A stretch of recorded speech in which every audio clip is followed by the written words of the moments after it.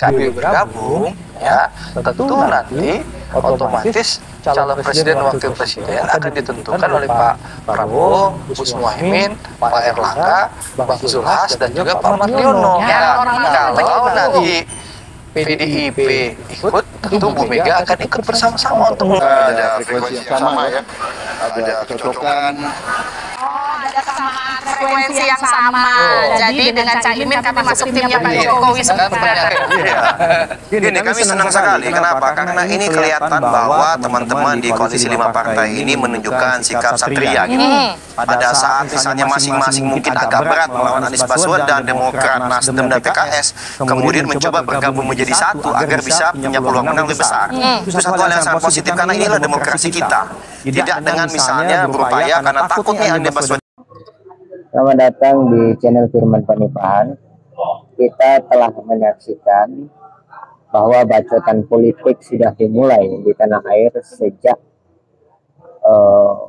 disandingkannya atau sejak ada isu koalisi kebangsaan versus koalisi perubahan. Nah, ini menarik ya. Anda harus menonton itu di Kompas TV ya, di YouTube Kompas TV. Di sana sangat seru sekali perdebatannya dan kita bisa melihat bagaimana bacotan politisi yang sudah lama tidak kita lihat sejak 2019 lalu dan hari ini muncul kembali.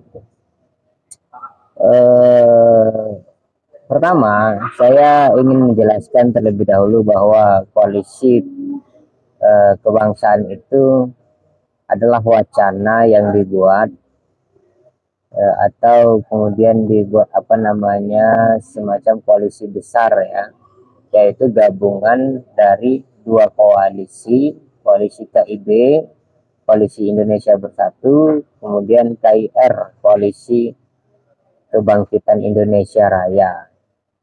Itulah yang disebut koalisi besar. Tapi itu masih batas wacana karena masih banyak carut marut di dalamnya gitu. Ini juga kita bisa lihat bagaimana Andre berbicara sangat tidak lepas ketika berdebat dengan koalisi perubahan. Nah, kenapa carut marut? Karena di sisi lain koalisi besar ini adalah disebut sebagai tim Jokowi gitu. Kita tahu antara Jokowi dan PDIP itu ada gesekan yang panas ya. Ya, Anda boleh lihat bagaimana Jokowi dipermalukan oleh Bu Megawati di pertemuan besar kadernya di PDIP. Itu kemudian dilawan oleh Pak Jokowi. Dan Jokowi sekarang bukan hanya sekedar sebagai presiden, dia juga sebagai praktisi politik. Dia tidak peduli seharusnya ya dia di akhir-akhir masa jabatan membuat menutup dosa-dosanya tentang janji-janjinya yang tidak selesai, tapi justru dia membuat tim yang namanya tim Jokowi atau disebut juga sebagai koalisi besar yang juga disebut sebagai koalisi kebangsaan, yaitu gabungan dari dua koalisi Indonesia Bersatu dan Koalisi Kebangkitan Indonesia Raya. Hanya saja koalisi besar itu masih dalam wacana. Oke, mari kita lihat perdebatannya ya. Nah, di sini ada pernyataan yang ambigu bahwa Prabowo ataupun melalui jubirnya menyampaikan ada kesamaan frekuensi.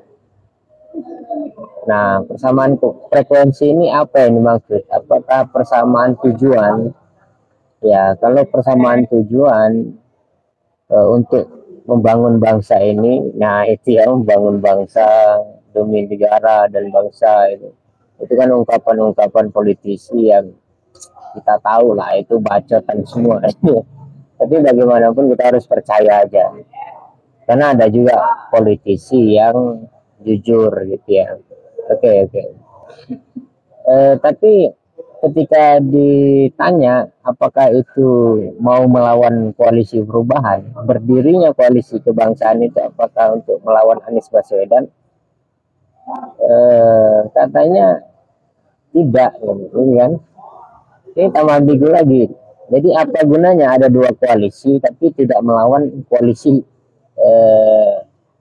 lainnya gitu kan, lucu gitu. Nah ini blunder. Tapi keblunderan itu kita anggap aja komedi politisi yang dibalut dengan kata-kata demi bangsa dan negara itu, apalagi macam-macam lah. Dan akhir saya ini videonya saya potong-potong ya, bahwa memang juga ada pancingan-pancingan khas politisi yang sebenarnya kalau kita pelajari itu suatu yang menarik juga kita gunakan dalam berdebat. Sebagaimana Andre menyatakan kalau misalnya Demokrat tidak terpilih, AHY itu tidak terpilih menjadi wakil presiden, apa yang akan terjadi gitu kan. Tapi kan lagi-lagi jawaban itu sudah jelas.